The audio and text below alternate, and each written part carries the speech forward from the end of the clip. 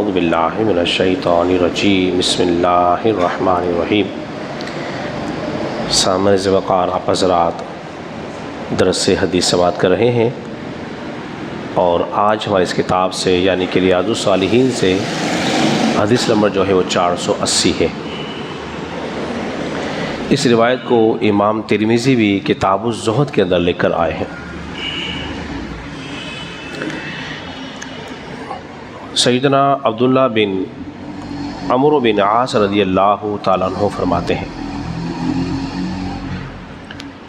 ہیں کہ رسول اللہ صلی اللہ علیہ وسلم میرے پاس سے گزرے اور اس وقت جو تھا میں ایک کام میں مشغول تھا۔ وہ کام کیا تھا کہ میں اپنے گھر کی جھونپڑی کو صحیح کر رہا تھا، درست کر رہا تھا۔ نبی کریم صلی اللہ علیہ وسلم نے ارشاد فرمایا، اے عبداللہ بن عمرو بن عاص کیا کر رہے ہو؟ حالانکہ حضور دیکھ رہے ہیں کہ کیا کر رہے ہیں، لیکن چونکہ آپ نے اس کا جواب ارشاد فرمانا تھا اور آپ کی ہر بات میں حکمت سے بھری ہوئی آپ کی ہر بات ہے۔ عرض کیا یا رسول اللہ صلی اللہ علیہ وسلم، میں اپنی گھر کی جھونپڑی کو درست کر رہا ہوں۔ نبی پاک علیہ الصلوۃ والسلام نے ارشاد فرمایا کہ میں تو موت کو اس سے بھی جلدی دیکھ رہا ہوں، کہ میں موت کو اس سے بھی جلدی دیکھ رہا ہوں۔ کیا مطلب ہے کہ تم گھر کی تعمیر میں لگے ہوئے ہو، گھر کو درست کر رہے ہو، اس کی دیواروں اس کی چھت کو پختہ کر رہے ہو، تو کیا معلوم کہ تم اس کو پختہ کر بھی پاؤ گے کہ نہیں پاؤ گے، اور موت آ جائے، موت آ جائے۔ تو لہذا میں تو موت کو بہت قریب دیکھ رہا ہوں۔ دوسرا اشارہ اس میں اس طرف ہو رہا ہے کہ تم اپنے آپ کو مکان کی تعمیر میں لگا رکھا ہے، اپنے قیمتی وقت کو اس کام میں تم ضائع کر رہے ہو۔ کیا ہی اچھا ہوتا کہ اس سارے کام کو تم ذکر اللہ میں لگا دیتے، کیونکہ موت ان قریب ہے۔ اب سارے نوجوان جتنے موزز یہاں بیٹھے ہوئے ہیں، اب لمحہ فکریہ ہے سب کے لیے۔ خدا را جب گاڑی ڈرائیو کریں تو گانے نہ سننا، کہ نوجوان جب گاڑی پہ جا رہے ہو تو ہینڈ فری کان میں، چاہے بائک چلا رہے ہو، چاہے گاڑی ڈرائیو کر رہے ہو، کار چلا رہے ہو، چاہے موٹر سائیکل ہو، گانے سن رہے ہوتے ہیں۔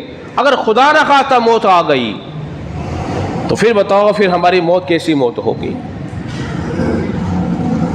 اور اگر ہم رات میں بیٹھ کر موبائل پر فلم اور ڈرامے یا اور کچھ دیکھ رہے ہیں، جو دیکھنے والی چیزیں بولیے نہیں تھی، اس عالم میں موت آ گئی تو پھر کیا حال ہوگا؟ تو کیا ہی اچھا ہو کہ ہم قرآن کی تلاوت سنیں، کیا ہی اچھا ہو کہ ہم انبیاء اکرام کے تذکرے سنیں، ذکر اللہ میں لگائیں۔ اس حالت میں موت آ جائے گی تو موت قابل رقص بن جائے گی، اور موت تو ایک دن آئی جانی ہے۔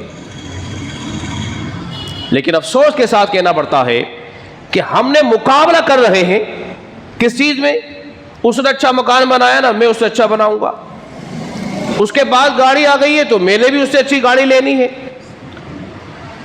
وہ اچھے کپڑے پہنتا ہے تو میں اس سے اچھے پہن کے دکھاؤں گا۔ وہ اچھی غذا کھا رہا ہے تو میں بھی اس سے اچھی کھاؤں گا۔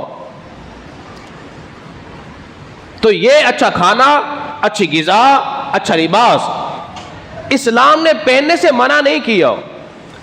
اچھا مکان، اچھی غذا، اچھا لباس یا اچھی سواری جب تمہارے پاس آ جائے تو دیکھو غرور گھمنڈ میں مبتلا نہ ہو جانا، کسی کو حقیر نہ جاننا، کسی کو کمتر نہ جان لینا، اس سے منع فرمایا ہے۔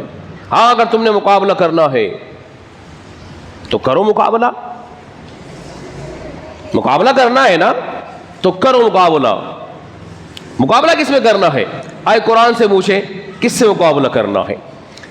اللہ نے سورہ بقرہ کے اندر ارشاد فرمایا، فَاسْتَبِقُوا الْخَيْرَاتِ، نیکی اور بھلائی کے معاملے میں ہم نے ایک دوسرے سے مقابلہ کرنا ہے۔ ہے کوئی مرد مجاہد مقابلہ کرنے والا تو آئے میدان میں۔ یہ تسبیح ہاتھ پڑھتا ہے 2، میں 4 پڑھوں گا۔ یہ نوافل پڑھتا ہے، میں اس سے زیادہ نوافل پڑھوں گا۔ یہ قرآن کی تلاوت کرتا ہے، میں بھی قرآن کی تلاوت کروں گا۔ اس نے اپنے بچوں کو حافظ قرآن بنایا، میں ہر بچے کو حافظ قرآن بناؤں گا۔ اس نے حافظ بنایا، میں عالم بناؤں گا۔ اس کام میں اگر تم نے کرنا ہے مقابلہ تو یقین جانیے تمہارا مقابلہ تمہارے لیے جنت کا باعث بن جائے گا۔